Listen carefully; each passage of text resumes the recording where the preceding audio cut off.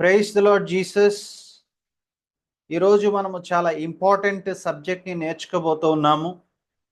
మీరందరూ కూడా ప్రార్థనాపూర్వకంగా ఈ అంశాన్ని వినవలసిందిగా, చూడవలసిందిగా మనం చేస్తున్నాను. ఖచ్చితంగా ఈ టైంలో సాతాను యొక్క డిస్ట్రాక్షన్ మీకు ఉంటుంది. ఈ అంశాన్ని నేర్చుకోకుండా ఉండటం కోసం శతవిధాల సాతాను ప్రయత్నం, దాడి మీ మీద ఉంటుంది. అట్ ద సేమ్ టైం చెప్పడానికి నాకు కూడా ఇబ్బంది కలిగించడానికి వాడు ప్రయత్నాలు చేస్తాడు. సో కాబట్టి మనందరం కూడా ప్రేయర్ఫుల్గా ఈ సబ్జెక్ట్ని వినవలసిందిగా మనం చేస్తున్నాను. మీ యొక్క దృష్టి స్క్రీన్ మీద ఉంచండి. మీకు టెక్స్ట్ డిస్ప్లే అవుతుంది, స్క్రీన్ మీద చూడండి. నేను చెప్పే విషయాన్ని శ్రద్ధగా మీరు గమనించండి. ఎందుకంటే మనం చాలా ప్రాముఖ్యమైన సబ్జెక్ట్ గురించి మాట్లాడుకుంటున్నాం. అదేంటంటే యేసుక్రీస్తు దైవత్వం గురించి తెలియజేసే స్పష్టమైన లేఖనాల పరిశోధన. చాలా మంది అడుగుతూ ఉంటారు, యేసు ప్రభు దేవుడని బైబిల్ ఎక్కడుందండి? ఎక్కడన్నా బైబిల్లో స్పష్టంగా యేసుక్రీస్తు దేవుడని రాయబడి ఉన్నదా అని చెప్పేసి మనల్ని ప్రశ్నిస్తూ ఉంటారు. అలా ప్రశ్నించే వారికి మీరు జవాబు చెప్పగలగాలి, మనం జవాబు చెప్పగలగాలి. బైబిల్ చాలా స్పష్టంగా, చాలా క్లియర్గా యేసుక్రీస్తు వారి యొక్క దైవత్వం గురించి తెలియజేస్తుంది. Bible very clearly teaches about the deity of Jesus Christ. యేసుక్రీస్తు వారి యొక్క దైవత్వం గురించి చాలా చక్కగా, స్పష్టంగా బైబిల్ తెలియజేస్తుంది. ఈ సమయంలో అనేక లేఖనాల పరిశోధన మనం చేయబోతూ ఉన్నాం. మనల్ని అడిగే వారి యొక్క నోరు మూయించేటువంటి ప్రయత్నం మనం చేయబోతూ ఉన్నాం. కాబట్టి మీరందరూ శ్రద్ధగా, అలర్ట్గా ఈ విషయాల్ని మీరు నోట్ చేసుకోండి, రిఫరెన్సెస్ రాసుకోండి, అలాగే శ్రద్ధగా వినండి. తద్వారా మీకు ఇట్టే యేసుక్రీస్తు ప్రభు వారి దేవుడు అని బైబిల్ చెప్తున్న సత్యం మీకు చాలా స్పష్టంగా, క్లియర్గా కనబడుతుంది. మీకు చాలా ఈజీగా అర్థం కావడం కోసం చాలా ఈజీగా ఈ సీక్వెన్షియల్లో మీకు ఈ విషయాన్ని తెలియజేయడం జరుగుతుంది. దయచేసి గమనించవలసిందిగా మనం చేస్తున్నాను. Okay, let us start our study. యేసుక్రీస్తు దైవత్వం గురించి తెలియజేసే స్పష్టమైన లేఖనాల పరిశోధన. Number 1, Romans 9:5. రోమా 9:5 మనం చూసినట్లయితే, Christ came who is over all the eternally blessed God. Eternally blessed God. ఇక్కడ తెలుగులో కూడా చదువుదాం. పితరులు వీరి వారు శరీరమును బట్టి క్రీస్తు వీరిలో పుట్టెను, ఈయన సర్వాధికారి అయిన దేవుడై ఉండి నిరంతరము స్తోత్రార్హుడై ఉన్నాడు. ఆమేన్. చూడండి, మీరు జాగ్రత్త చూసి, క్రీస్తు ఎవరట? Eternally blessed God. Eternally blessed God.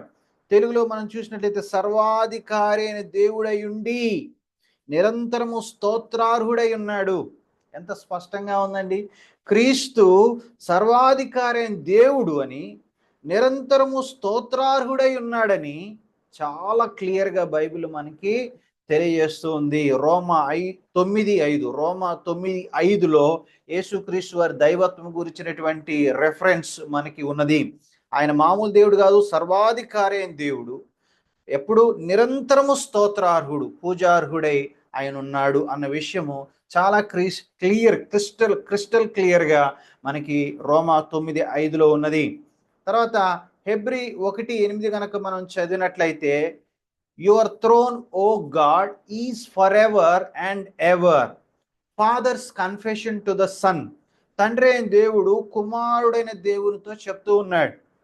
8వ వచనం చూద్దాం. హెబ్రీ 1:8. గాని తన కుమారుని గూర్చి అయితే, దేవా నీ సింహాసనము నిరంతరము నిలుచున్నది, నీ రాజదండము న్యాయార్థమైనది అని చూస్తా ఉన్నాం. ఇక్కడ తండ్రి అయిన దేవుడు కుమారుడు గురించి ఏమంటున్నాడు? దేవా అని పిలుస్తున్నాడు. తండ్రి అయిన దేవుడు కుమారుని పట్టుకుని దేవా అని పిలుస్తున్నాడు. అంటే డైరెక్ట్ తండ్రి అయిన దేవుడే కుమారుని గురించిన సాక్ష్యం ఏమిస్తున్నాడంటే, నా కుమారుడైన యేసు సాక్షాత్తు దేవుడు.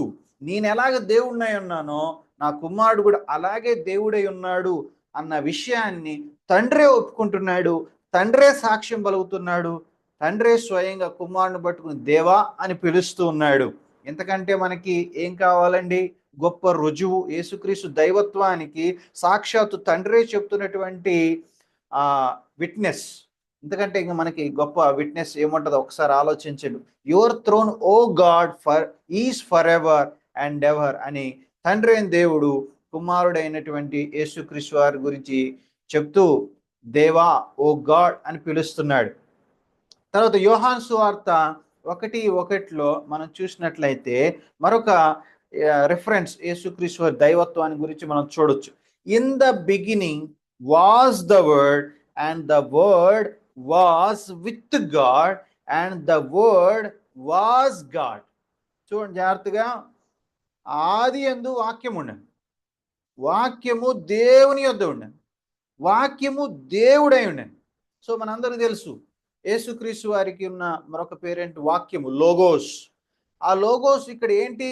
వాక్యము దేవుడై ఉండెను and the word was God.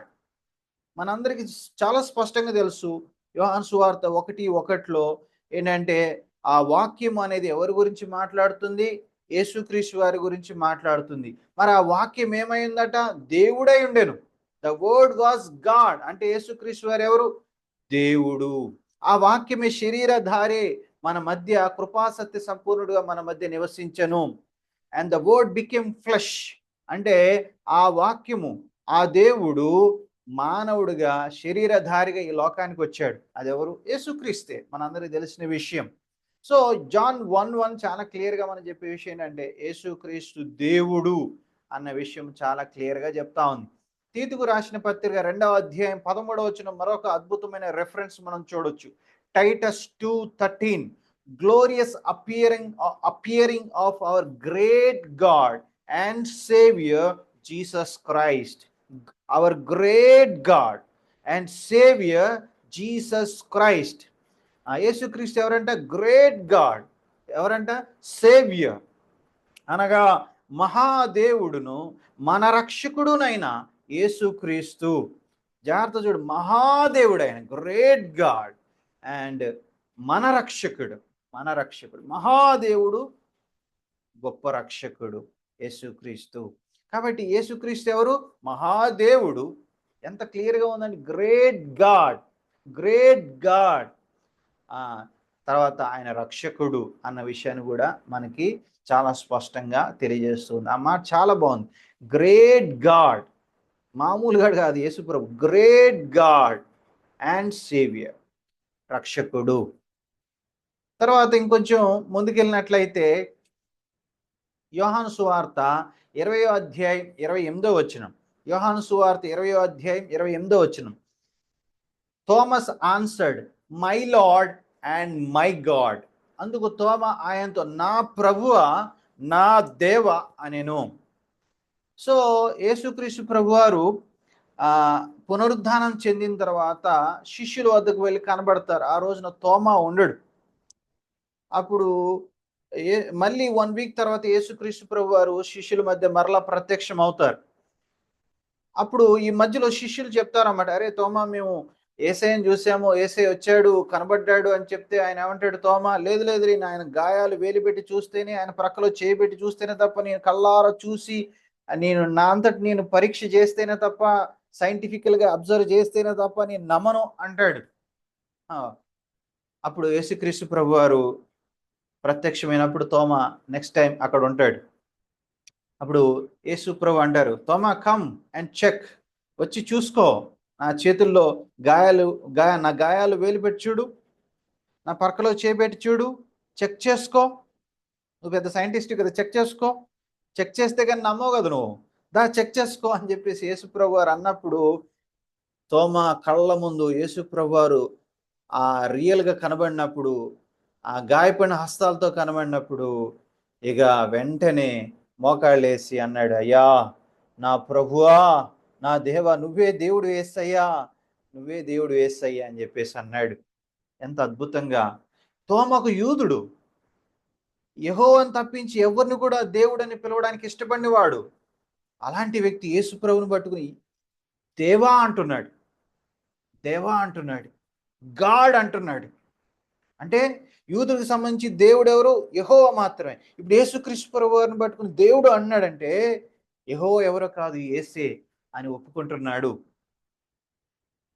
ప్రభువా దేవా అంటున్నాడు. నేను సెయింట్ థామస్ మౌంట్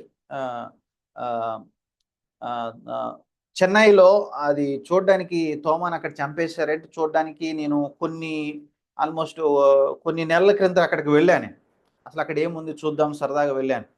వెళ్ళి ఆ థామస్ మౌంట్ ఆ కొండ ఎక్కినప్పుడు అక్కడ ఒక చర్చ్ కట్టుంది. అక్కడ చర్చ్ బిల్డింగ్ కట్టుంది. దాని మీద చాలా పెద్ద అక్షరాలతో రాసుంటదన్నమాట. ఏం రాసుంటదంటే ఆహ్, my lord and my God అని చాలా పెద్ద అక్షరాలతో రాసుంటది అక్కడ. అంటే తోమా స్టేట్మెంట్ అది. తోమా విశ్వాసానికి పునాది అది. కాబట్టి ఆహ్, తోమా చాలా క్లియర్‌గా చెప్పిన విషయం ఏంటంటే, మై లార్డ్, మై గాడ్ యేసయ్యని పట్టుకొని నా ప్రభువా, నా దేవా అన్నాడు. చూడండి మరి యేసుప్రభు వారు దేవా అని తోమా సంబోధించినప్పుడు, "ఏయ్! నన్నెందుకు దేవుడా అంటున్నావు" అని చెప్పేసి ఖండించలేదు. యేసుప్రభు వారు సంతోషంగా యాక్సెప్ట్ చేశారు. అలాగే మీరు చూస్తే యేసుప్రభు వారు అనేక మంది ఆయన దగ్గరకొచ్చి ఆయనకు మ్రొక్కినప్పుడు, ఆయనకి వర్షిప్ చేసినప్పుడు యేసుప్రభు వారు వారి యొక్క ఆరాధన స్వీకరించాడు. Why? Because he is God. ఆయన దేవుడు కాబట్టి వాళ్ళు ఆరాధన చేస్తున్నప్పుడు సంతోషంగా దాన్ని యాక్సెప్ట్ చేశాడు. ఆయన్ని ఆరాధిస్తున్న వాళ్ళని ఎవరిని కూడా యేసుప్రభు వారు ఖండించలేదు. ఎందుకంటే వాళ్ళు చేస్తున్న రైట్ థింగ్ కాబట్టి యేసుప్రభు వారు వారిని మెచ్చుకున్నారు. అలాగే తోమా కూడా ఆయన పట్టుకుని నా దేవా, నా ప్రభువా, నా దేవా అని చెప్పినప్పుడు యేసుప్రభు వారు సంతోషించారు. కాబట్టి డియర్ ఫ్రెండ్స్ లేఖనాలను జాగ్రత్తగా పరిశోధించిన ఏ వ్యక్తి అయినా సరే ఖచ్చితంగా యేసు ప్రభు దేవుడిని ఒప్పుకొని తీరతాడు. చాలా క్లియర్‌గా ఉంది ఈ విషయం. మనం చాలా కష్టపడాల్సిన అవసరం ఏమి లేదు. ఈ రిఫరెన్సెస్‌లో చాలా క్లియర్‌గా ఉంది. రెండవ పేతురు 1:1లో మనం చూసినట్లయితే the righteousness of our God and saviour Jesus Christ. The righteousness of our God and saviour Jesus Christ. Jesus Christ ఎవరంట? God and saviour. God and saviour. దేవుడు, రక్షకుడు. తెలుగులో చూద్దాం. యేసుక్రీస్తు దాసుడును అపోస్తలుడైన సీమోను పేతురు మన దేవుని యొక్కయు రక్షకుడైన యేసుక్రీస్తు యొక్కయు నీతిని బట్టి. తెలుగులో చదివినప్పుడు కొంత మీకు కన్ఫ్యూషన్ ఏర్పడుతుంది. మన దేవుని యొక్కయు రక్షకుడైన యేసుక్రీస్తు యొక్కయు అంటే 2 విడగొట్టినట్టుగా అనిపిస్తది గానీ ఇంగ్లీష్‌లో మీరు చూడండి అవర్ గాడ్ అండ్ సేవియర్. మన దేవుడు మరియు రక్షకుడైన యేసుక్రీస్తు. మన దేవుడు మరియు రక్షకుడైన యేసుక్రీస్తు అని కరెక్ట్‌గా ట్రాన్స్‌లేట్ చేయాలి వాస్తవానికి. సో, అక్కడ చాలా క్లియర్‌గా ఉంది. యేసుక్రీస్తు ఎవరు? మన దేవుడు. తర్వాత ఎవరు? ఆయన మన రక్షకుడు. మన దేవుడు. మన దేవుడు. ఎంత క్లియర్‌గా ఉంది అక్కడ ఆ మాట. యేసుక్రీస్తు అని క్లియర్‌గా మెన్షన్ చేసి మన దేవుడు, మన రక్షకుడని రెండవ పేతురులో 1:1లో పీటర్ చాలా క్లియర్‌గా చెప్తా ఉన్నాడు. స్టార్టింగ్‌లోనే ఆయన చాలా క్లియర్‌గా రెండవ పేతురు 1:1లో చాలా చక్కగా ఆయన చెప్పడం అనేది మనము చూస్తూ ఉన్నాము.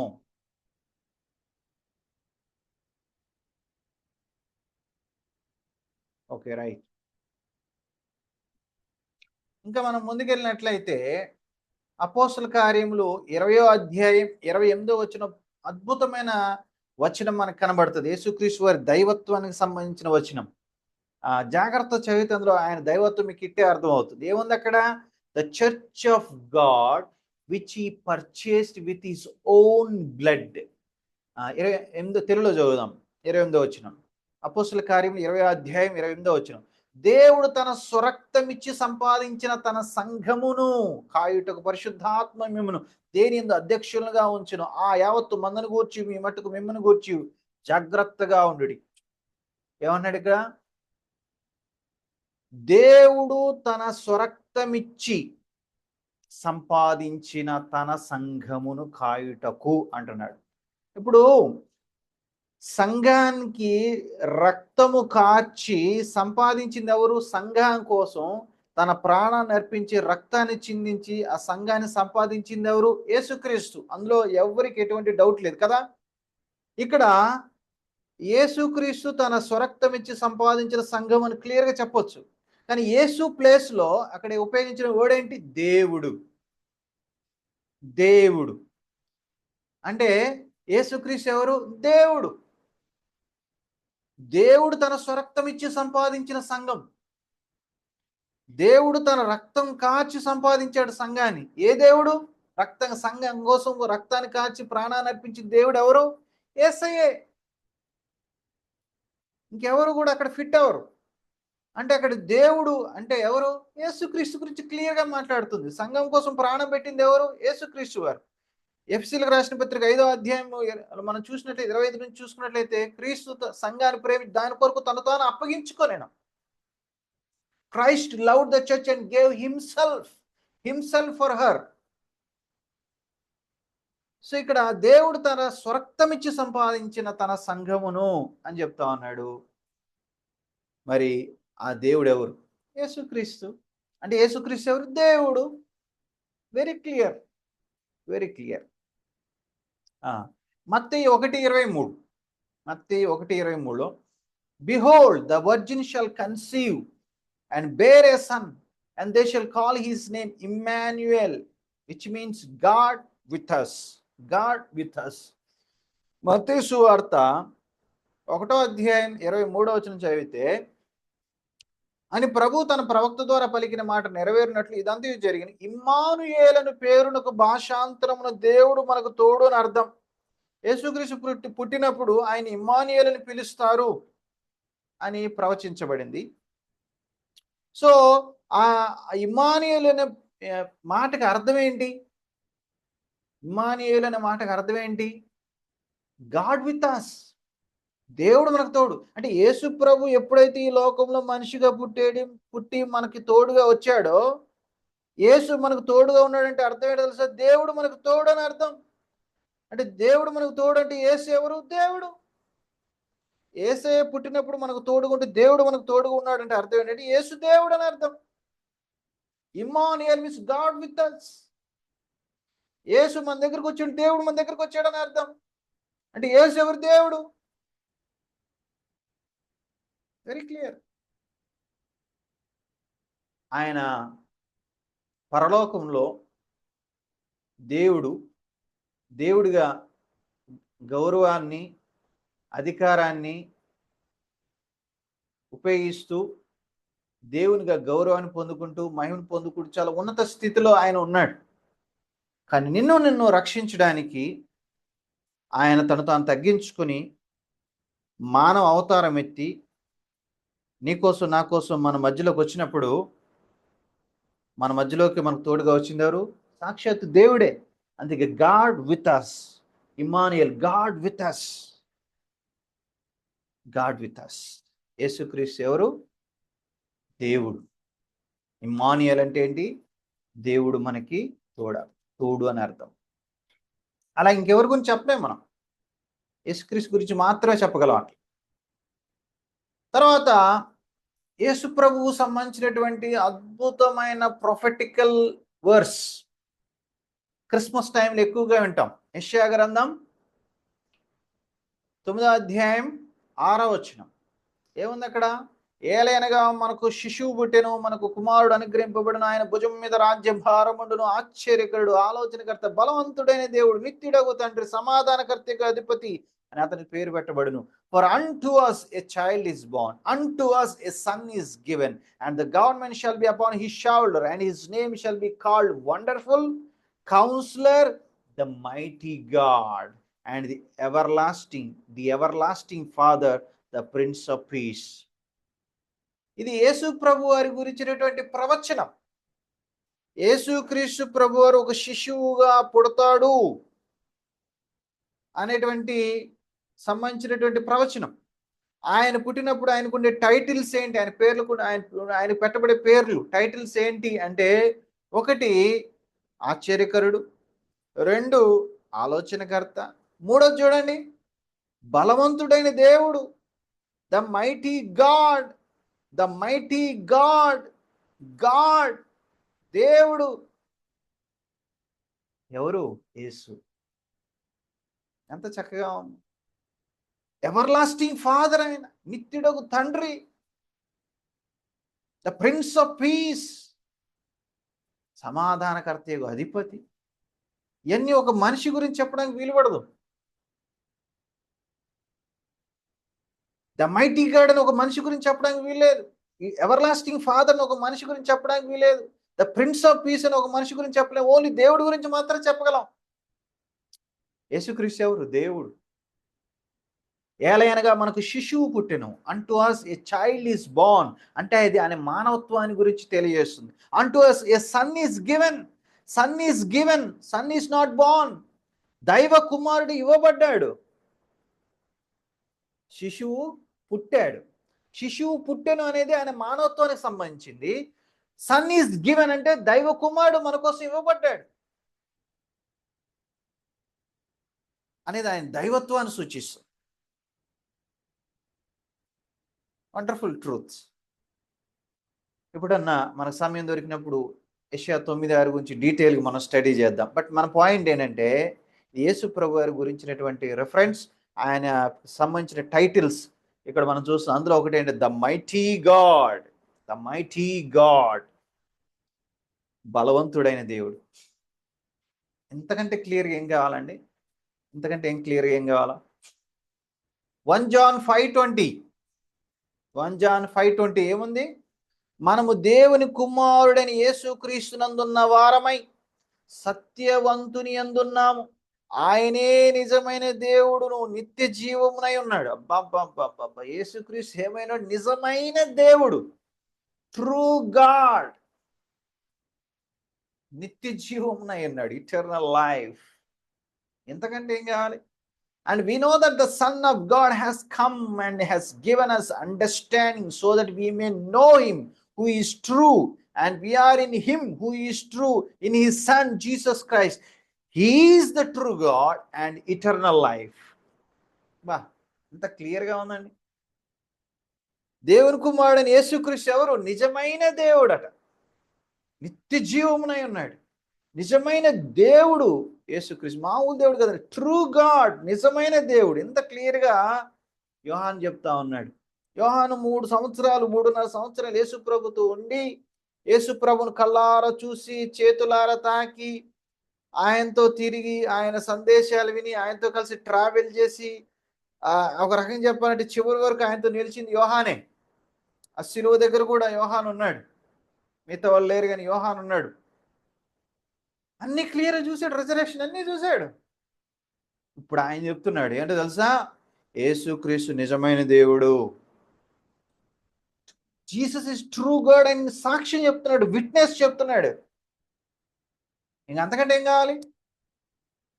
యేసును కల్లారు చూసిన మనిషి, యేసుతో తిరిగిన మనిషి, యేసుతో కలిసి భోజనం చేసిన మనిషి, యేసుతో కలిసి ట్రావెల్ చేసిన మనిషి, యేసు చనిపోయినప్పుడు చూసిన మనిషి, యేసు చనిపోయి తిరిగి లేచిన తర్వాత చూసిన మనిషి. ఆయన చెప్తున్నాడు, యోహాను చెప్తున్నాడు ఏంటంటే, యేసు ట్రూ గాడ్, నిజమైన దేవుడు. ఇంతకంటే మనకి ఏం కావాలి friends? Very clear, Jesus is God. Bible very clearly teaches about this truth.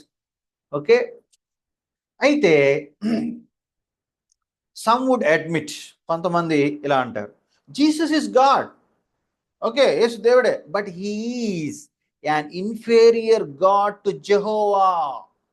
కొంతమంది ఏమంటారు, యేసుప్రభు దేవుడు అంటే ఓకే, యేసుప్రభు దేవుడు మేము కాదను, కానీ ఆయన యెహోవా కంటే తక్కువ వాడు అని అంటారు కొంతమంది. Now this concession is wicked and contrary to the declarations of the Bible. ఈ అభిప్రాయం అనేది చెడ్డది, బైబిల్ ప్రకటనలకు విరుద్ధమైనది. ఏంటి ఆ అభిప్రాయం? యేసు దేవుడే కానీ యెహోవా కంటే చిన్నవాడు, యెహోవా కంటే తక్కువవాడు, యెహోవా కంటే తక్కువవాడు, తక్కువ దేవుడు అనేటువంటి ఆలోచన బహు చెడ్డది. అది బైబిల్ ప్రకటనలకు విరుద్ధమైనటువంటి అభిప్రాయం. ఎస్, అది కూడా మనం తేల్చేద్దాం ఈ సమయంలో. ఏంటంటే, కొంతమంది ఇలా అంటారు, యేసు దేవుడు కానీ ఆయన యెహోవా కంటే తక్కువైన దేవుడు అనేటువంటి అభిప్రాయాన్ని కలిగి ఉంటారు. ఈ అభిప్రాయం చెడ్డది మరియు బైబిల్ ప్రకటనలకు విరుద్ధమైనది. ఎస్, ఎందుకంటే మీరు జాగ్రత్తగా బైబిల్ చదివితే, పాత నిబంధనలోని దేవుడని యెహోవా క్రొత్త నిబంధనలో ప్రభువైన యేసుక్రీస్తుగా అనేక చోట్ల గుర్తించబడ్డాడు. పాత నిబంధనలో దేవుడని యెహోవా, ఎవరైతే యెహోవాగా పిలువబడ్డారో, గుర్తించబడ్డారో ఆ దేవుడు కొత్త నిబంధనలో ప్రభువైన యేసుగా అనేక చోట్ల గుర్తించబడ్డాడు. లేదు, ప్రభువైన యేసు పాత నిబంధనలోని యెహోవాకి ఆహ్, యెహోవా యెహోవాగా అనేక చోట్ల ఐడెంటిఫై చేయబడ్డాడు. ఎలా తీసుకున్నాం మరలా? మీరు పాత నిబంధనలో యెహోవా దేవుడు గొప్పవాడు అని మీరు అనుకుంటున్నారు కదా! అదే యెహోవా కొత్త నిబంధనలు యేసుక్రీస్తుగా గుర్తించబడ్డాడు. అంటే అర్థం ఏంటి? యెహోవా యేసుక్రీస్తు ఒకటే. యాహ్! ఒకటే. కొంతమంది ఏమనుకుంటారు, పాత నిబంధనలో దేవుడు యెహోవాగా వచ్చాడు. యేసు ప్రభు కాలంలో యేసుక్రీస్తుగా వచ్చాడు. ఇప్పుడు కాలంలో పరిశుద్ధాత్మగా వచ్చాడు అని అంటారు. అంటే వాళ్ళు నమ్మేదేంటి? దేవుడు ఒక్కడే, ఒక వ్యక్తే. ఆ ఒక్క వ్యక్తి పాత నిబంధనలో యెహోవాగా వచ్చాడు. యేసుక్రీస్తు కాలంలో కుమారుడిగా వచ్చాడు. ఈ కాలంలో పరిశుద్ధాత్మగా వచ్చాడు అనుకుంటారు. That's a wrong concept. That's a wrong concept. Bible అట్లా చెప్పట్లా. బైబిల్ చెప్పేది దేవుడు ఒక్కడే. కానీ ఆ ఒక్క దేవుడు ముగ్గురు వ్యక్తులుగా ఉన్నాడు. తండ్రి, కుమార, పరిశుద్ధాత్మలను ముగ్గురు వ్యక్తులుగా ఉన్నాడు. వాళ్ళు ముగ్గురు ఎట్ ఏ టైం ఉన్నారు. యేసుక్రీస్తు బాప్టిజం టైంలో మీరు చూడొచ్చు. పైన తండ్రి అయిన దేవుడు మాట్లాడుతున్నాడు. నీళ్ళలో యేసుక్రీస్తు ప్రభు నీళ్ళలోంచి ఒడ్డుకొస్తూ ఉన్నాడు. పరిశుద్ధాత్మ దేవుడు పావు రూపంలో యేసుక్రీస్తు మీద దిగుతాడు. ఇవన్నీ కూడా ఎట్ ఏ టైం, ముగ్గురు ఎట్ ఏ టైం మనం చూస్తూ ఉన్నాం. ఎట్ ఏ టైం ముగ్గురు ఉన్నారు. అంటే ముగ్గురు డిఫరెంట్ వ్యక్తులు ఎట్ ఏ టైం ఉన్నారు. ఒకేసారి ఉన్నారు. కాబట్టి ఒకే వ్యక్తి తండ్రిగా ఒకసారి, కుమారుడుగా ఒకసారి, పరిశుద్ధాత్మగా వచ్చాడు అనేది కరెక్ట్‌గా. యేసుక్రీస్తు ప్రభు నీళ్ళలోంచి ఒడ్డుకొస్తుంటే అక్కడ యేసుక్రీస్తు వారు ఉన్నారు. పైన తండ్రి అయిన దేవుడు, ఈయన నా ప్రియ కుమారుడు, ఈయన యందు నేను ఆనందిస్తున్నానని చెప్పేసి ఆయన అదే సమయంలో పలికాడు. అదే సమయంలో అక్కడి నుంచి ఆకాశం నుంచి పరిశుద్ధాత్మ దేవుడు పావు రూపంలో ఎగురుకుంటూ యేసు ప్రభు మీదకి రావడం అనేది చూస్తాం. ఇక్కడ కుమారుడు ఒకటి, పైన తండ్రి 2, 3 పరిశుద్ధాత్మ, ముగ్గురు వ్యక్తులు ఒకేసారి కనబడుతున్నారు. ఓకే. అయితే ఇక్కడ మనం గమనించాల్సింది ఏంటంటే, పాత నిబంధనలో యెహోవా ఏ దేవుడైతే మనం చెప్తూ ఉన్నామో, ఆ దేవుడికి యేసుక్రీస్తు ఏమాత్రం తక్కువ కాదు. ఇన్‌ఫాక్ట్ యెహోవాయే యేసుక్రీస్తు అన్న విషయాన్ని గూడా మనకి న్యూ టెస్టిమెంట్ క్లియర్‌గా చెప్తాం. యేసుక్రీస్తు తక్కువ దేవుడేం గాదు. ఇంతకుముందు మన రిఫరెన్స్‌లో చూసాం. ఆయన గ్రేట్ గాడ్, గొప్ప దేవుడు. మహాదేవుడు అని చూస్తూ వచ్చాం. ఇప్పుడు ఇలాంటి అబ్జెక్షన్ కొంతమంది పెడతారు కదా! యేసు దేవుడు కానీ యెహోవా కంటే తక్కువైన దేవుడు అంటారు కదా! అసలు యెహోవాయే, పాత నిబంధనలు యెహోవాయే, క్రొత్త నిబంధనలు యేసుక్రీస్తు. యేసుక్రీస్తుగా ఆయన గుర్తించబడ్డాడనే విషయము చాలా మందికి తెలీదు. మనం ఇప్పుడు ఆ ప్రయత్నం చేద్దాం చూడండి. ఆ పరిశోధన చేద్దాం చూడండి. యెహెజ్కేలు గ్రంథం 34:11 జాగ్రత్తగా చూడాలి మీరు. యెహెజ్కేలు గ్రంథం 34:11 ప్రభువైన యెహోవా సెలవిచ్చినదేమనగా, ఎవరు? ప్రభువైన యెహోవా సెలవిచ్చినదేమనగా, ఇదిగో నేనే నా గొర్రెలను వెతికి వాటిని కనుగొందును. నేనే నా గొర్రెలను వెతికి వాటిని నేను కనుగొందును. పాత నిబంధనలో మంచి కాపరి ఎవరయ్యా అంటే యెహోవాయే. గొర్రెల్ని వెతికేది ఆయనే, వాటిని కనుగొనేది ఆయనే. అది మనందరికీ తెలిసిన విషయమే. మరి కొత్త నిబంధనలో అదే రేంజ్‌లో చెప్పింది ఎవరు అంటే యేసుక్రీస్తు. యోహాను 10:11 నేను గొర్రెలకు మంచి కాపరిని. నేను గొర్రెలకు మంచి కాపరిని. పాత నిబంధనలు యెహోవా ఏదైతే చెప్పాడో ఇక్కడ యేసుక్రీస్తు వారు కూడా అదే చెప్తా ఉన్నాడు. నేను గొర్రెలకు మంచి కాపరిని. మంచి కాపరి గొర్రెల కొరకు తన ప్రాణం పెట్టును. లూకా సువార్త 19:10 నశించిన దాన్ని వెదకి రక్షించడానికి వచ్చాడు ఈ కాపరి. నా గొర్రెలు నేనే వెతుకుతాను అంటున్నాడు యెహోవా దేవుడు. ఇక్కడ యేసుక్రీస్తు వారు గొర్రెలు వెతుక్కుంటూ నేను వచ్చానని చెప్తున్నాడు. గొర్రెల కోసం నా ప్రాణం పెట్టేశాను అంటున్నాడు. నేను మంచి కాపరిని అంటున్నాడు. పాత నిబంధనలో యెహోవా మంచి కాపరిగా అందరూ గుర్తించారు. ఆయన చెప్తున్నాడు నేను మంచి కాపరిని. ఇక్కడ కొత్త నిబంధనలో యేసుక్రీస్తు అదే స్టేట్మెంట్ ఈక్వల్‌గా చెప్తాను, నేను గొర్రెలకు మంచి కాపరిని. ఇంకా మనం కిందకి వెళ్ళినట్లయితే, ఇంకా లోతుకి వెళ్ళినట్లయితే చాలా అద్భుతమైన స్టేట్మెంట్స్ మనం చూడొచ్చు. సామ్ 102:27 102వ కీర్తన 27వ వచనం. నీవు ఏకరీతిగా నుండి వాడవు, నీ సంవత్సరములకు అంతం లేదు. యెహోవా దేవుడు ఎప్పుడు చూసినా ఏకరీతిగానే ఉంటాడు. యెహోవా దేవుడు ఎప్పుడు ఏకరీతిగానే ఉంటాడు. అది ఆయన క్వాలిటీ. అన్‌చేంజబుల్. ఆయనలో ఎటువంటి మార్పు లేదు. ఏకరీతిగా ఉంటాడు. But you are the same and your years have no end అని యెహోవా గురించి చెప్పబడిన మాట మనం చూస్తాం. అదే విషయం మనం క్రొత్త నిబంధనలోకి వస్తే హెబ్రీయులకు రాసిన పత్రిక 13వ అధ్యాయం 8వ వచనంలో అదే రేంజ్‌లో ఎవరి గురించి చెప్పబడింది తెలుసా? యేసుక్రీస్తు గురించి. యేసుక్రీస్తు నిన్న, నేడు ఒకటే రీతిగా ఉన్నాడు. అవును, యుగయుగములకు ఒకటే రీతిగా ఉండును. చూడండి, పాత నిబంధనలో యెహోవా మాత్రమే ఏకరీతిగా ఉండేవాడు అని చెప్పబడింది. క్రొత్త నిబంధనలో యేసుక్రీస్తే ఒకటే రీతిగా ఉన్నాడు అని చెప్తుంది. యేసుక్రీస్తు నిన్న, నేడు ఒకటే రీతిగా ఉన్నాడు. అవును, యుగయుగములకు ఒకటే రీతిగా ఉండును. అంటే పాత నిబంధనలు యెహోవా ఏకరీతిగా ఎలా అయితే ఉన్నాడో, క్రొత్త నిబంధనలు ఏకరీతిగా ఉండే వ్యక్తి ఎవరంటే యేసుక్రీస్తు. అంటే యెహోవా, యేసుక్రీస్తు ఎవరు? ఒకటే. పాత నిబంధనలు యెహోవాతో యేసుక్రీస్తు ఐడెంటిఫై అయ్యాడు. హెబ్రీ గ్రంథకర్త యేసుక్రీస్తుని యెహోవాతో సమానం చేశాడు.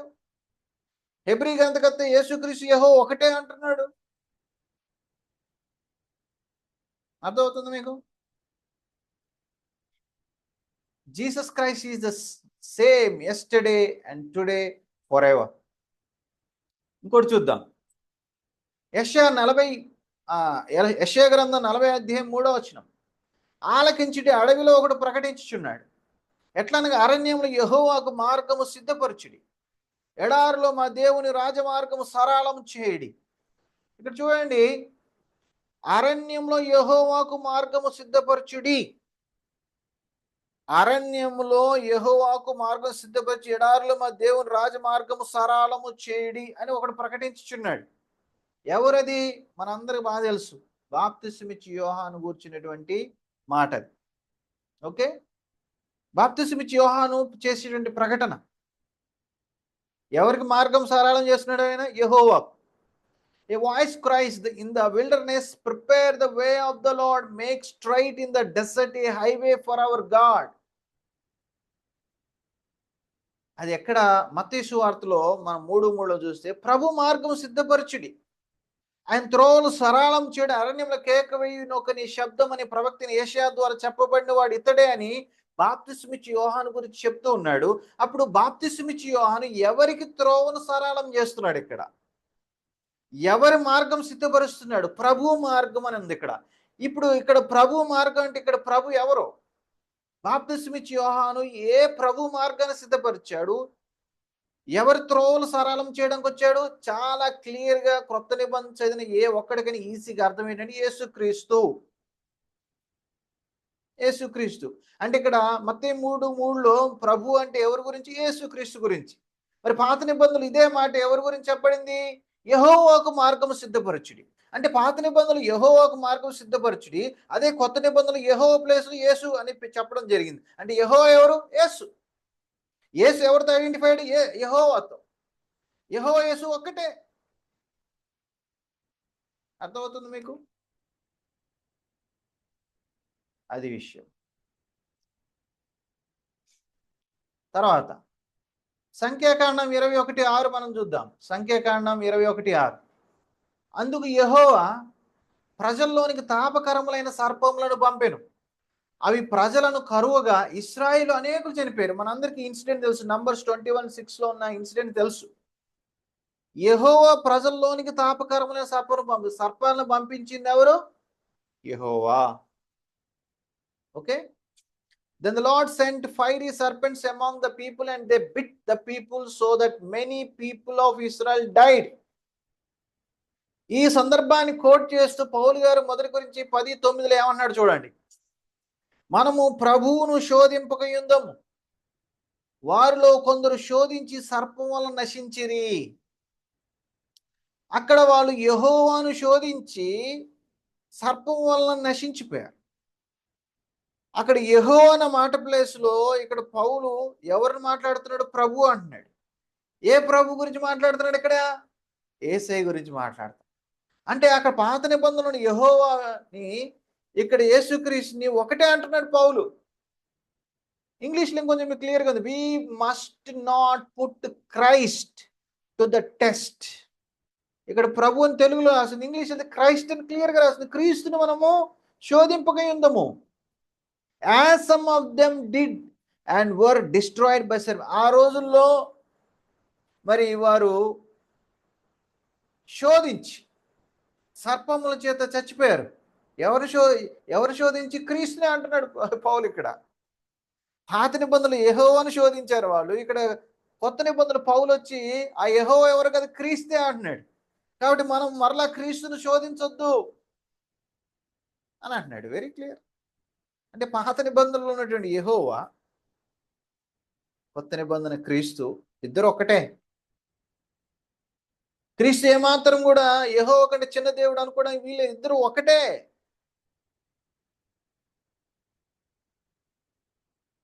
అన్నది మనం దయచేసి గుర్తించాలి.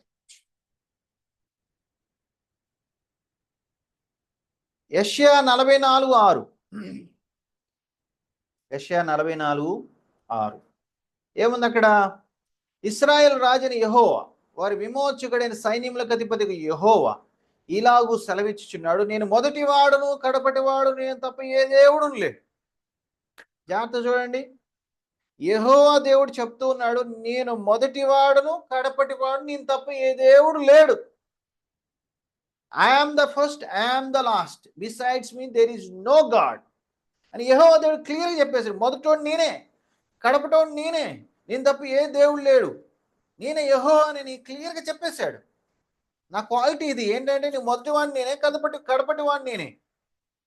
యెహోవా అక్కడే అలాగుండదగిన వాడు. మరి ప్రకటన గ్రంథం 1:18 ఇంకొక ఆయన అలా చెప్తున్నారు. ఎవరది? యేసు ప్రభు వారు.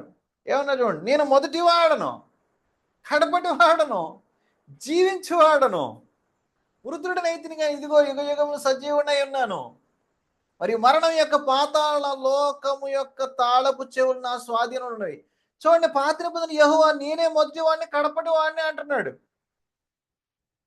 క్రొత్త నిబంధనలు యేసుక్రీస్తు నేను మొదటి వాడును కడపటి వాడిని అన్నాడు. అంటే యెహోవాకు ఉండేటువంటి క్వాలిటీని, ఆ క్వాలిటీ నాకు కూడా ఉంది.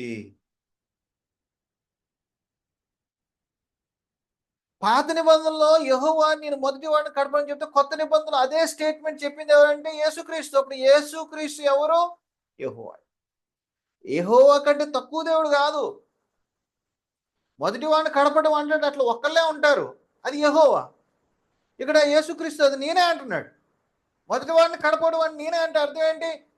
యేసు యెహోవా ఒకటే. పాత నిబంధనలు మీరు చూసిన యెహోవా ఎవరు కాదు, నేనే. మొదటి వాడిని కడపడం అని చెప్పిన యెహోవా ఎవరు?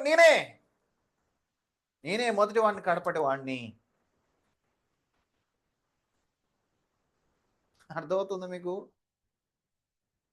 ఓల్డ్ టెస్టిమెంట్ యెహోవా, న్యూ టెస్టిమెంట్ జీసస్, ఇద్దరు ఒకటే. కాబట్టి యేసుక్రీస్తు దేవుడే కానీ యెహోవా కంటే చిన్న దేవుడు అంటే మూర్ఖత్వం అవుతుంది. యేసుప్రభు నేనే యెహోవా అన్నాడు. మొదటి వాడిని కడపడి వాడు చెప్పుకోవడానికి యోగ్యత అర్హత ఉంది ఎవరికంటే యెహోవాకు మాత్రమే ఉంది. కొత్త నిబంధన యేసుప్రభు నేనే అన్నాడు. ఇప్పుడు యేసు ఎవరు? యెహోవా. అప్పుడు యేసు యెహోవా కంటే తక్కువ దేవుడు అని ఎట్లా చెప్తారు? మనం ఎట్లా చెప్పడం కుదిరిద్ది అసలు? How is it possible? Impossible. యెహోవా ఒకటే. యెహోవా ఏదైతే చెప్పాడు అదే స్టేట్మెంట్ యాజ్ ఇట్ ఈజ్ యేసుప్రభు ఇక్కడ చెప్పాడు. ఎవరు చెప్పలేరు అలాగా. అదే మీరు ఇక్కడ గమనించాల్సినటువంటి ఇంపార్టెంట్ పాయింట్. నిర్గమకాండం 3:14 అందుకు దేవుడు నేను ఉన్నవాడను అనువాడనై ఉన్నానని మోషేతో చెప్పాను. మరియు ఆయన ఉండుననువాడు మీ యొద్దకు నన్ను పంపెనని నీవు ఇశ్రాయేలుతో చెప్పవలెను. And God said unto Moses, I am that I am. I am that I am. నేను ఉన్నవాడను అనువాడను అన్నాడు. మోషే, అయ్యా నీ పేరు ఏం చెప్పాలంటే ఉన్నవాడు అనువాడు అని చెప్పేసి చెప్పు. ఎవరు నిన్ను పంపించారంటే అయామ్ పంపించాడని చెప్పు. I am hath sent me unto you. I am నన్ను మీ దగ్గర పంపించాడు.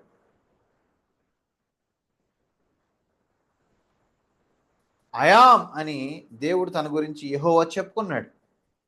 ఆయన పేరేంటి అంటే అయాం అయాం అయాం అని యేసుక్రీస్తు ప్రభు వారు కొత్త నిబంధనలు అనేక సార్లు చెప్పాడు. ఒక చిన్న ఎగ్జాంపుల్ మీ ముందు పెడదాం, మనకు టైం లేదు కాబట్టి. యోహాను సువార్త 8:58 చూస్తే అందుకు యేసు యేసు అబ్రహాం పుట్టక మునిపే నేను ఉన్నానని మీతో నిశ్చయముగా చెప్పుచున్నానని. Jesus said unto them, verily verily I say unto you, before Abraham was, I am. I am. యెహోవా దేవుడు మోషేతో చెప్పాడు, నా పేరేంటి? I am. That I am. I am hath sent you. I am నిన్ను పంపించాడని చెప్పు అన్నాడు. కొత్త నిబంధన యేసుక్రీస్తు ప్రభు I am అని చెప్తున్నాడు. అంటే యెహోవా దేవుడు ఎవరైతే I am అని చెప్పుకున్నాడో, కొత్త నిబంధన యేసు ప్రభు నేనే I am అని చెప్పేసి అంటున్నాడు. దానికి చిన్న ఎగ్జాంపుల్ అంటే అబ్రహాం పుట్టక ముందే నేనున్నా. నేను పుట్టి మీరు అనుకుంటున్నారు 30 సంవత్సరాలు 50 సంవత్సరాలు మీరు అనుకుంటున్నారు. అసలు అబ్రహాం పుట్టక ముందే నేనున్నా. అబ్రహాం పుట్టక ముందు ఉంది ఎవరు? యెహోవా. యేసు ప్రభు అన్నాడు ఆ యెహోవా నేనే.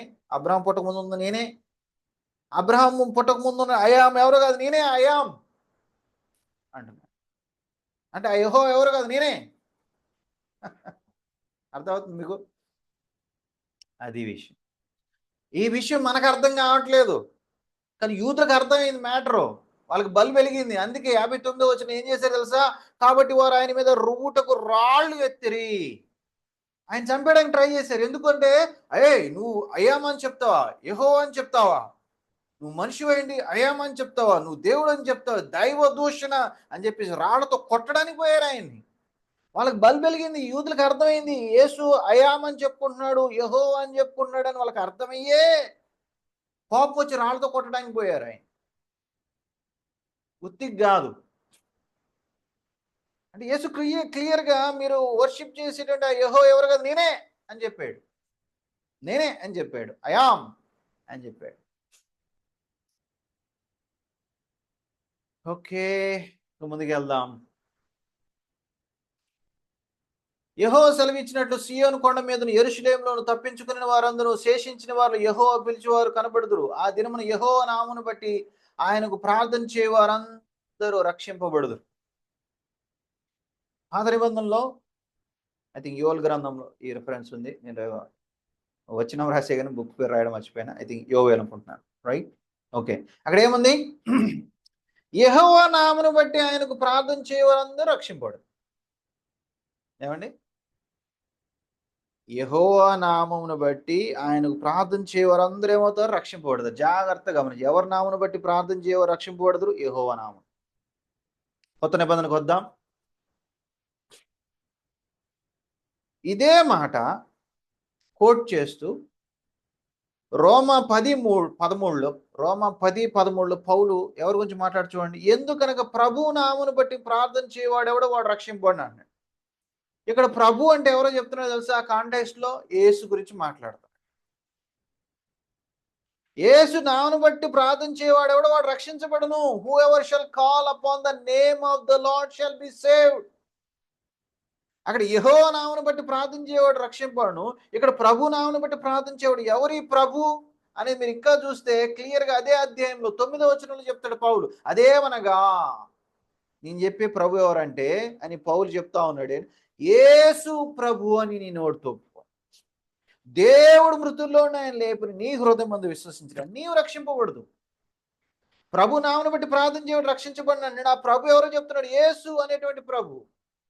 యేసు ప్రభువుని బట్టి నీవు ప్రార్థన చేసినట్లయితే నువ్వు రక్షింపబడదు. అక్కడ యెహోవా నామమును బట్టి ప్రార్థన చేస్తే రక్షణ పొందుతారు. అక్కడ యేసు నామమును ప్రార్థన చేస్తే రక్షణ పడతాడు. యెహోవా ఎవరు? యేసు. యేసు ఎవరు? యెహోవా. పాత నిబంధన యెహోవా ఇక్కడ ఎట్లా ఐడెంటిఫై చేయబడ్డాడు? కొత్త నిబంధన యేసుగా. యేసు ఎవరితో గుర్తించబడ్డాడు? పాత నిబంధన యెహోవాగా. ఇంతకంటే ఏం క్లియర్ కావాలి చెప్పండి? సో ఈ రోజుకి ఇవి చాలు. So dear brothers, Jesus is true God. Dear brothers and sister, ప్రియ సహోదరి సహోదరులు, యేసుక్రీస్తు వారి ట్రూ గాడ్, నిజ దేవుడు, great God, mighty God, he is Jehovah. ఆయనే యెహోవా. ఆయన యెహోవా కంటే తక్కువ దేవుడు కాడు. యేసే యెహోవా. ఈ సత్యాన్ని అర్థం చేసుకున్నట్లు దేవుడు మన కన్నులు తెరుచునుగాక. ప్రభునామం మహింపరచబడునుగాక. ఆమేన్.